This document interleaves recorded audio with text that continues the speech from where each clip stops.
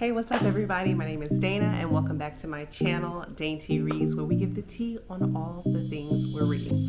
So this week, or this video, I will be doing my March TBR, and yes, we're 10 days into March at this point, but I still wanted to go over or share with you guys what I'm reading. So I've got a big stack that we're just gonna hit real quick, and I've actually already read a couple of these, but I'll let you know which ones I've already read as we go. So the first one is My Sister, the Serial Killer by, and I'm gonna murder this first name, Oyinkan,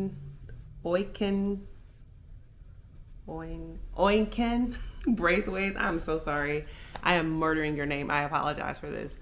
So this book is about, obviously, two sisters. One is a serial killer, and so the other sister is essentially called upon every time the sister kills someone to come and clean it up, so to speak. And the sister she does it, but then her sister falls for her boss, who she's also secretly in love with, and I'm not giving it away because it's all in the back.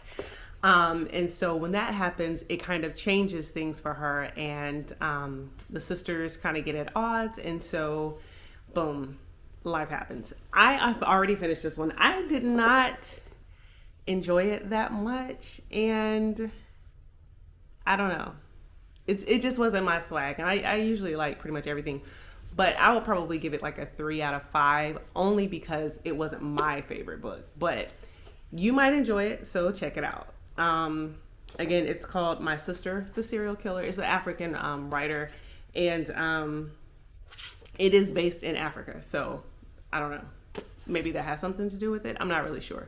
So anyway, check it out. You might enjoy it.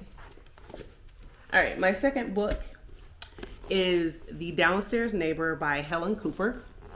And this actually, somebody suggested this book in a group that I'm in, so I wanted to check it out. And I actually enjoyed this. Now, this one I have already finished, and I would definitely say I chose wrong on all of the twists and turns that happened. Who I thought was the reason all these things were happening, I was completely wrong. So I kind of like that. I like being wrong. I don't like predictable books. But so a girl, it's like an apartment complex type thing, and one of the girls who lives there goes missing, and her boyfriend also, he doesn't go missing, but suddenly he's somewhere else, and you know, there are all these moving parts, and this is eerily it's eerily like a murder or a mystery. Well, it was a murder, a girl that also went missing 25 years prior. So it has a lot to do with all of these things that are entwined, and you think you know, but you don't know, because I didn't know, and I thought I knew, but I was wrong. So I like that kind of thing. There's a lot of twists, a lot of turns, but it was really enjoyable. So if you're looking for something like that, and it says, how well do you really know your neighbors? I didn't know, because I was wrong. It was good. Helen Cooper, The Downstairs Neighbor. So boom, check that out. All right. And I have been saying that I was going to read this, which is Virgin River by Robyn Carr. I have watched this series on Netflix, and it has the little Netflix thingamabob here, emblem. I had already seen the 2 seasons that's on Netflix, but I still really wanted to read the book, and I am, you can tell that I've been reading and I'm almost finished with it. I'll probably actually finish this today. So basically, a nurse practitioner responds to a posting that a midwife / nurse practitioner is needed in this small town. For those of you who don't know the story of Virgin River, her name is Mel. Her husband has recently died of he was murdered, and he walked in like on a robbery in a store or something, and he gets killed, and she's basically kind of in that place of, I've got to figure out what I'm going to do with my life. I need a change. She's been working at this big hospital that's like go, go, go, and she wants something slower. So she answers this ad and goes to this place, and it is nothing like what she was expecting it to be. And when she sees like the cabin where she was supposed to live, it was like run down, it was dirty, you know, none of the things that were on the ad and none of the things that the lady told her was going to be or it's gonna look like. It was nothing like that. And the doctor that's there that she's supposed to be helping, he doesn't want her there. And so it's like all these things are happening, and she basically is like, I'm not going to stay here. I'm going back. I'm going to go live with my sister and her family, because she literally sold all of her belongings to come go to this place. And it turns out to be nothing like what she expected. But, you know, as things happen, she begins to love it there. And there are a lot of moving parts, and I loved it. So, and if you've seen the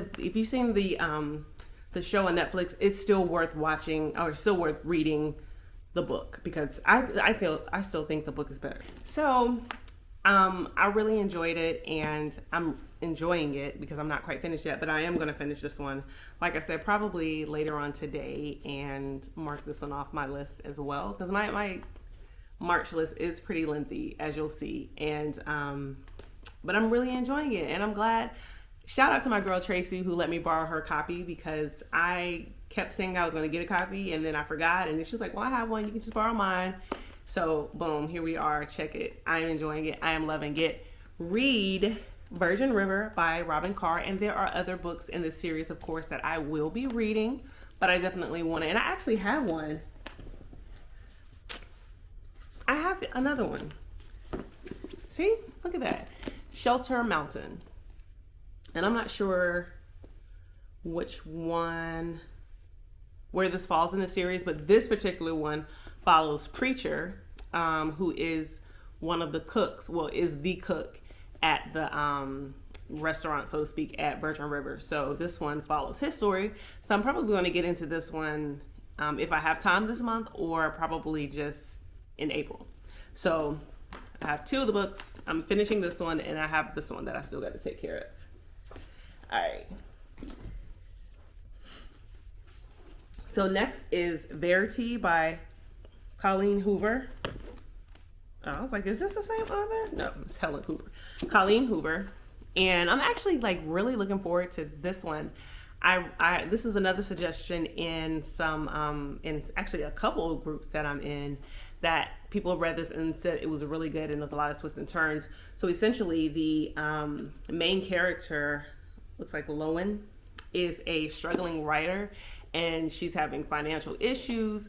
And so she answers this man's posting or ad looking for essentially a ghostwriter to help finish his wife's books that she has started, and she's sick and she can't finish them. And so he's basically like, I'm trying to take care of her. She has these books that need to be completed, and I need someone to help me. And so of course she's just like, okay, yeah, sure, I'll do it. But in the process of her finishing these books, she's learning all about the husband and the wife, and she's learned some like twisted things about the wife.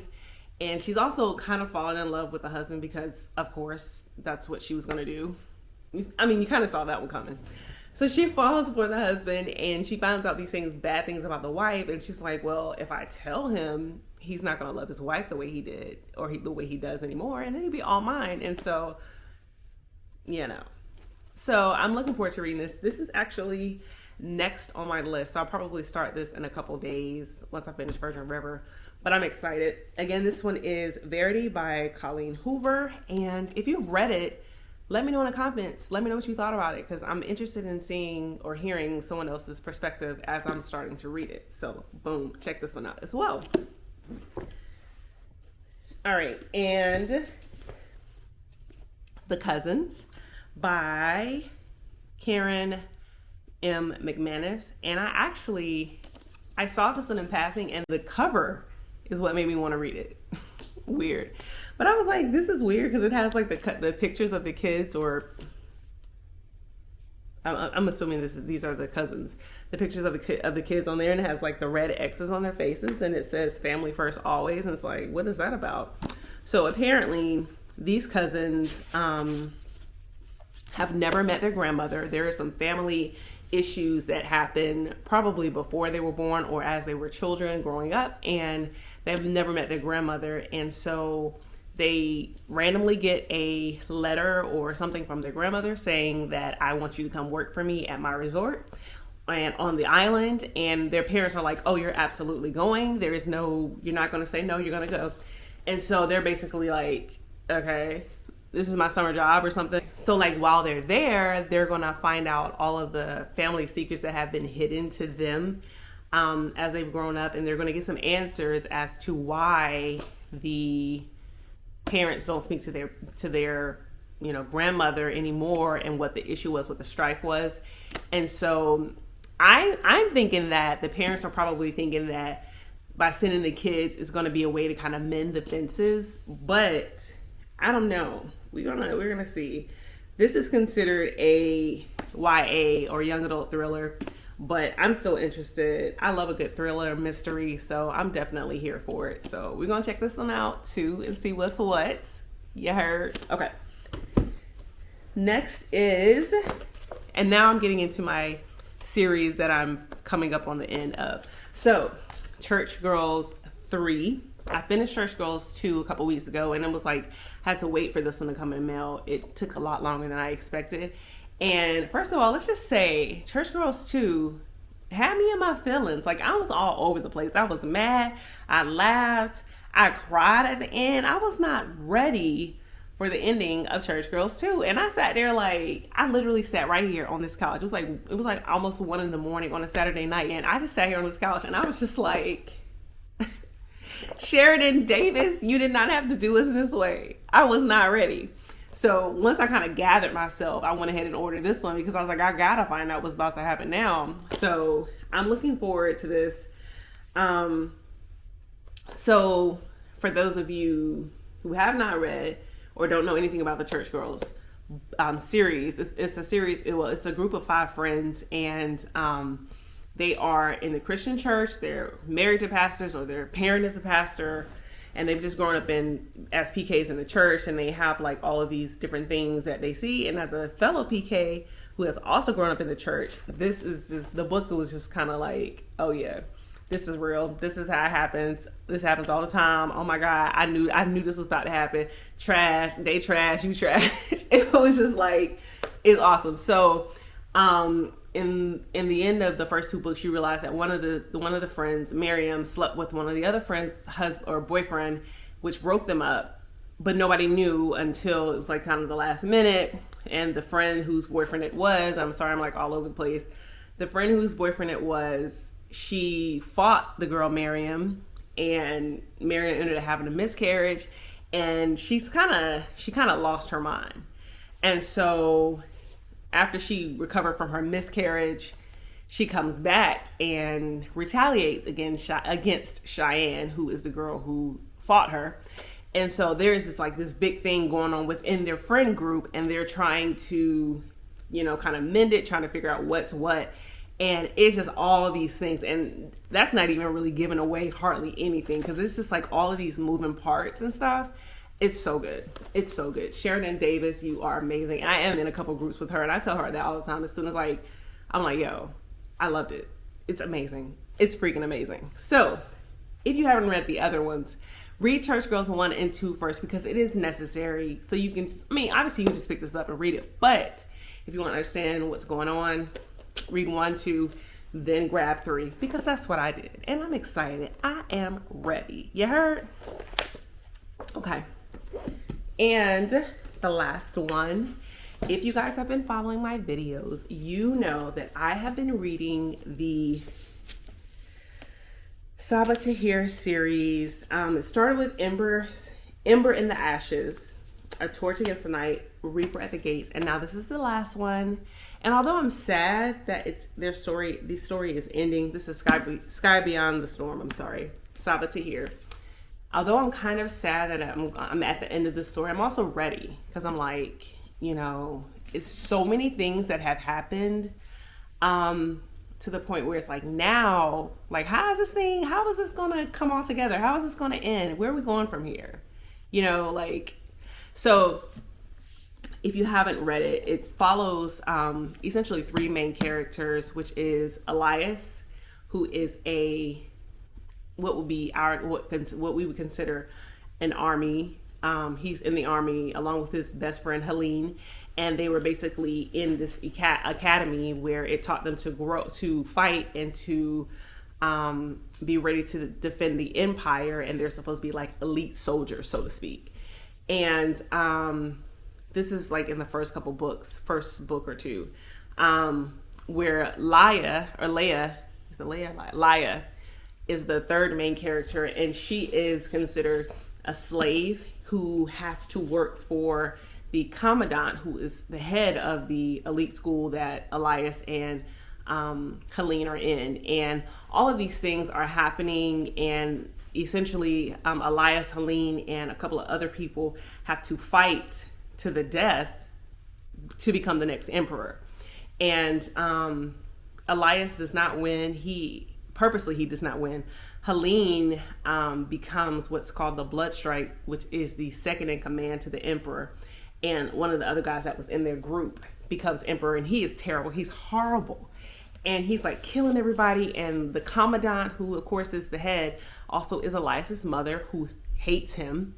She hates everybody. She hates all the slaves. So it's like her mission to kill everyone she can and take over as the emperor eventually, which is what we learn. So at this point, there has been so much that has happened. Elias has died, and he has become the, what is it called?